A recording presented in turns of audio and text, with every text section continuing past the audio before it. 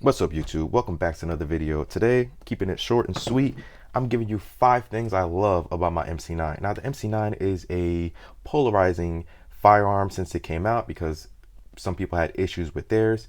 But I believe that since then, we've been able, well, as a gun community, I think we've been able to figure out what the issue was, and most people have resolved their issues with the MC9. If you haven't resolved your MC9 issues, let me know in the comment section and what issues you're experiencing. I'm just curious to see what other issues people are having. But for the most part, I believe even the buddies of mine that have had issues have fixed their issues. And now I have 3 of these and I don't have any issues with any of them. So just curious to see what your experience is. But today, 5 things I love about my MC9, keeping it short and sweet. At number 1 is going to be the size. The size of this thing is amazing. It's easy to conceal even when I have my extension on here. And by the way, we're clear.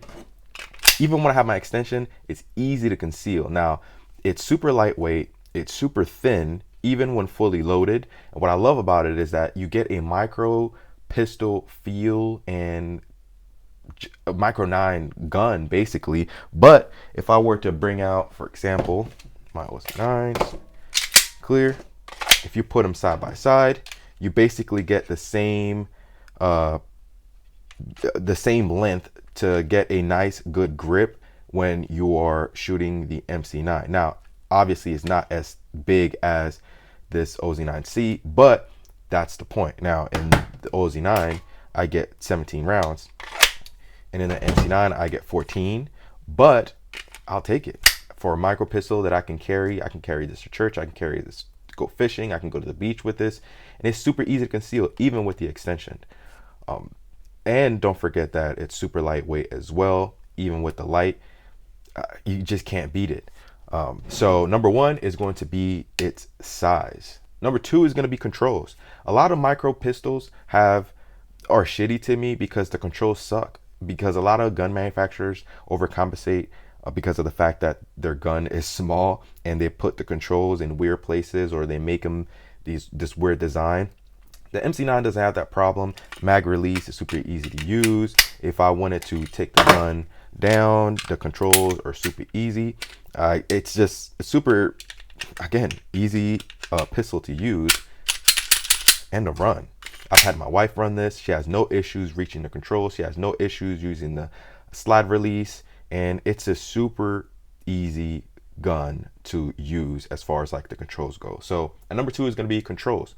Number 3, while we're up here, is going to be the Optic cut. Now I have the 407K on here, which I believe is the perfect optic for the MC9. So Holosun has done a great job with their line of optics. I love them regardless of what Reddit says.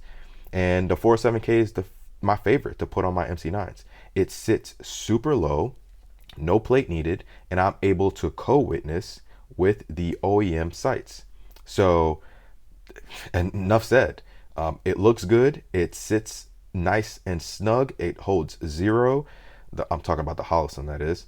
And I mean, these two are meant to be together as far as I'm concerned. So, and I have the Holosun, the green reticle 407K on here, and then I have the red reticle on my other ones. No issues whatsoever. So number 3 is going to be the Optic cut / the ability to co-witness without needing to plate or anything like that. Number 4 is going to be one of my favorites. It's going to be the mag compatibility. Now, if you own multiple Canics, being able to use the same mag in multiple guns is great. Now, I can't use an MC9 mag in my big boy TP9s, but I can use my big boy TP9 mags in my MC9s. So, for example, this is an 18 rounder. I can use it. Let's say I'm at the range and I don't feel like reloading. I just want to shoot the gun. Works just fine. All the controls work, no issues, no problem at all. Now, when you get the gun, you get a 14 round mag with the sleeve, and then you get a 12 rounder that sits flush. Now, I pretty much always put extensions on my 12 rounders because I never carry it with the 12 rounder. Because to me, I feel like the grip, again, is perfect with the extension. And I don't have very big hands. I have average size hands, medium, whatever you want to call it. So in my opinion, even my buddies who have ginormous hands, it seems to not be a problem with the MC9. I've yet to see someone that their hand is so big that they can't have a proper grip on the MC9. Now, I like to put the meaty side of my support hand on the frame, and it allows me to get a super tight, consistent grip, and it keeps that snappiness down because this is a micro pistol, and it works great. No issues at all. For example, I have issues with the P365 doing that just because of how it's built and its size, and a myriad of other issues with the P365. But I don't have that issue with the MC9. So the mag compatibility is a huge plus in my opinion. For example, today I'm carrying my TP9, which I take it off here. I'm carrying my TP9 SC Elite. Let me clear that. Oh, clear. And I can, and you can see here, I prefer to carry these Taylor Freelance Flush +3s just because I can actually get +3 out of this. With this one, for some reason, I only get 2, even though it says it's a +3, but I only get 2 out of it. So I get 14 rounds with this one, and then when I use these, I get actually 3, so I get 15. So for example, today I'm carrying my TP9 SC Elite, which god damn, she is a beauty. And sometimes I feel like carrying the MC9, I can just pop that bad boy in here and no issues whatsoever. It loads just fine, and I love that. So number 4 is mag compatibility. I wish a lot of other gun manufacturers did this, and a lot of their mags were able to be used with their smaller guns, because not everybody has a micro gun, a medium, large, extra large. There's all these sizes for guns. I wish there's more compatibility between mags, so we don't have to end up with 3 or 4 buckets worth of mags just like I do now. So, you know, saves you a little bit of money, and it keeps you within the family of the gun manufacturer that you're into. So for example, I'm into Canics, keeps me within the Canik family, and I can use it within my Canik guns. Same thing with my Glocks, for example. You know, Glock does a great job with that as well, except with the whole 19X thing. Well, we'll forgive him for that. So number 4 is mag compatibility. Number 5 is going to be, of course, that sweet trigger. Now, in my opinion, there is no gun that I own that's polymer that's has a better trigger than this Canik MC9 does. That's full size, medium size, schmedium size, doesn't matter. Best trigger I have is right here. Now, if we're talking 1911s and all that, that's different. As far as polymer guns, this is it. This is the cream of the crop right here. I don't care what anybody says. It's just a perfect, it's not perfect, but oh man,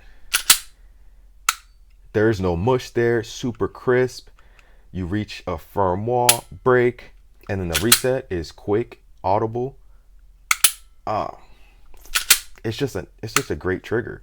Now, Canics have great triggers, so for, you know, I can show you, but it's this, I mean, here it's a clean break, nice reset.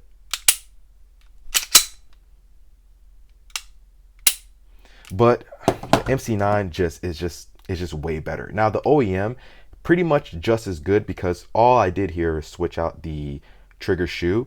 So it pretty much works the same as the OEM. Now, some people may claim that it cleans it up just a tad, but if it does, it's barely noticeable. So this is pretty much for, because I think it looks amazing, and I just like the style of trigger. It's easier to pull, but this trigger is amazing. I can't rave enough about this trigger.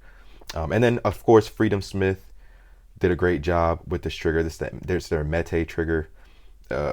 Yeah, I love this trigger. I put Freedom Smith triggers on pretty much all my Canics, as you can see. But this trigger is amazing. I can't rave enough about it. I just can't see another polymer gun that I have that has a better trigger. And I have like my 2.0 with the Apex on there. Excellent. It's an excellent trigger, but it's still, to me, I prefer this MC9 trigger here. So that's 5 things I love about my MC9: the size, the controls, the Optic cut, sitting super, making my Optic sit super low, the mag compatibility, which is great, and the trigger. So now, when it comes to buying guns and picking out a gun that you may want to carry, do your own research. Go out into a range, rent out the gun, use it for yourself, because on the internet, it's a wild, wild west. There's this thing within the gun community that happens, I think, with pretty much any community, where people will hate on something because it's cool or trendy to hate on that thing. Now, yes, some people had issues with their MC9s, but I bet a lot of I've seen it. A lot of people who talk shit about the MC9 on Reddit and on YouTube and on forums don't even own the gun or have owned the gun.